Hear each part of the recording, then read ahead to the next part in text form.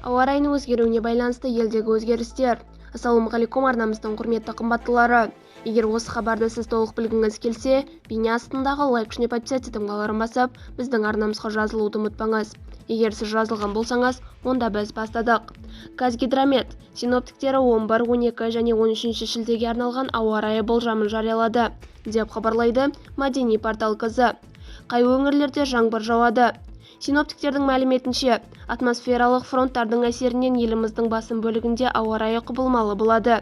Кей өңірлерде найзағай ойнап, өткінші жаңбыр жауады. Батыс аймақтарда бұршақ түсіп, екпінді жел соғуы мүмкін.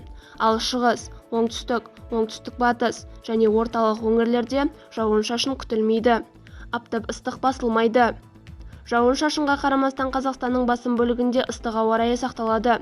Күндіз ауа температурасы +33–+40 градусқа дейін көтеріледі. Оңтүстік және оңтүстік-батыс өңірлерде ауа температурасы +38–+45 градусқа дейін ысиды. Шілде айы қандай болады? Бұған дейін Қазгидромет мамандары 2026 жылдың шілде айында Қазақстанда ауа райы құбылмалы болатынын хабарлаған еді.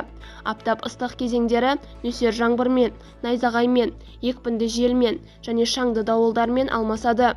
Оңтүстік өңірлерде кей күндері ауа температурасы +45 градусқа дейін жетуі мүмкін. Астанада көшпелі бұлт шығады, жауын-шашынсыз, оңтүстікпен 3-8 метр/секунд жел соғады. Ауа температурасы түнде +17–+19 градус, күндіз +35–+37 градус. Алматыда күн ашық, желдің екпіні 0,5 метр/секунд болады. Ауа температурасы түнде +16–+18 градус, күндіз +30–+32 градус. Шымкентте көшпелі бұлт шығады, жауын-шашынсыз, шығыстан, оңтүстік-шығыстан 8–13 метр/секунд жел соғады.